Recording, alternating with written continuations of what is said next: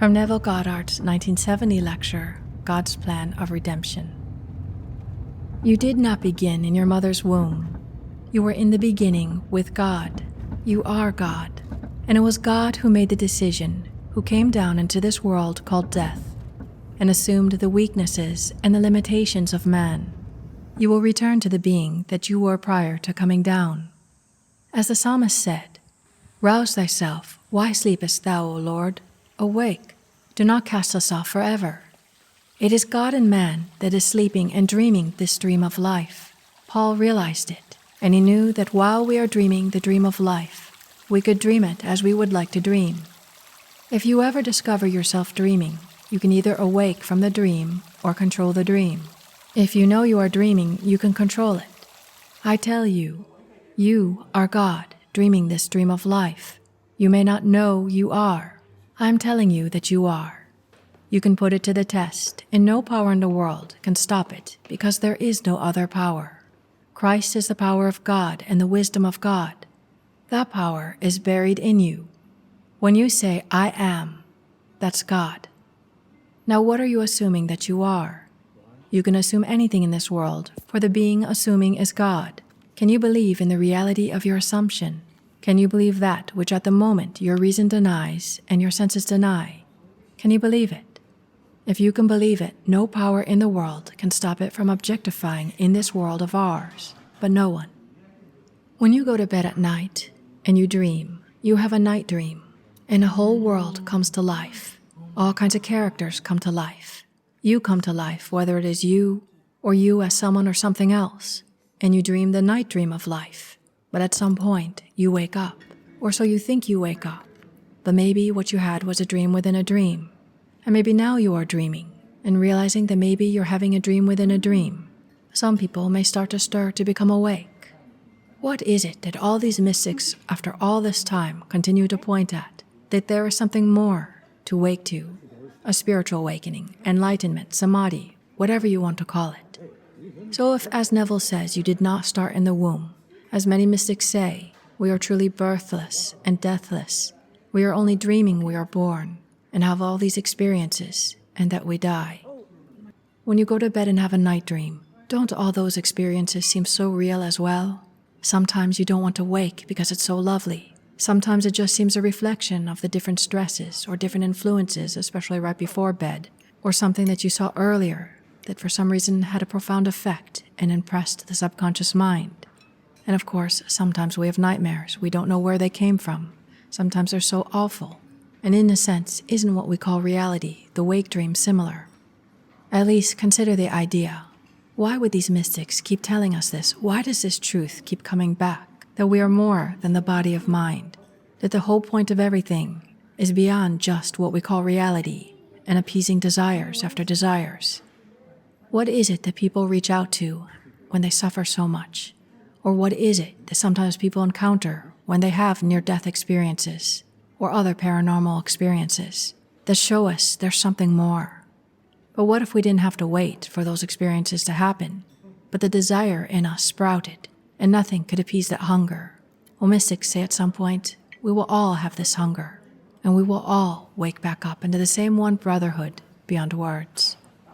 So if it is so, that right now you are dreaming the dream of life, test it out and learn how to properly use your imagination and control the dream, the wake dream.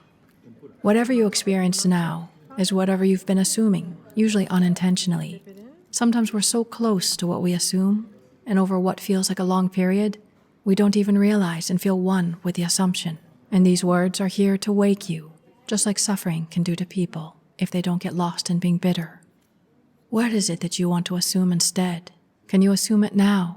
And can you keep revisiting the feelings of this assumption fulfilled each day? Especially in the most profound times into sleep, or any time you feel relaxed or feel to do so. Now let me share with you a simple technique. You might have done this. I hope you have. I know from my own experience, before these major things happened in me of a mystical nature, you're going to have this experience. I know it.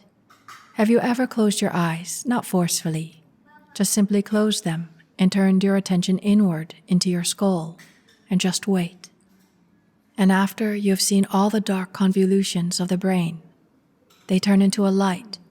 And haven't they come around your head and then moved off like smoke rings? Only they are light rings.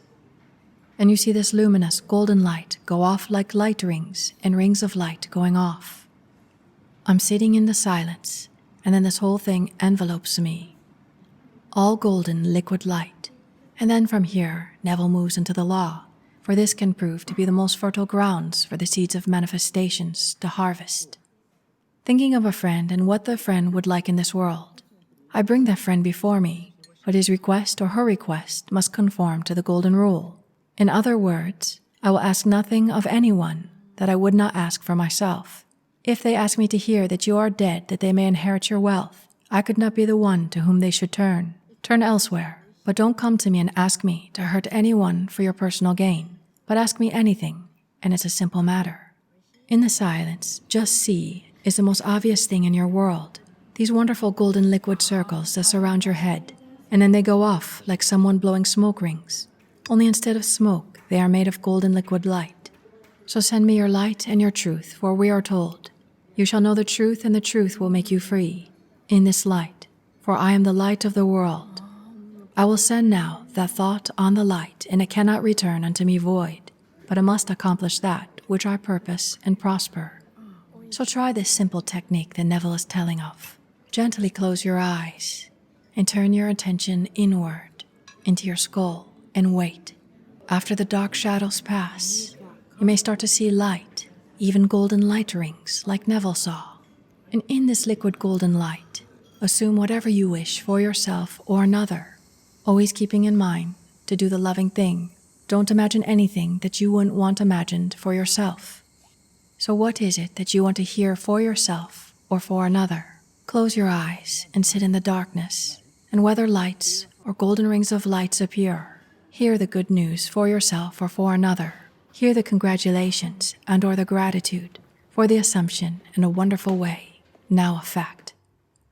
Congratulations, yet another wonderful thing to be thankful for. And now let us go into the silence.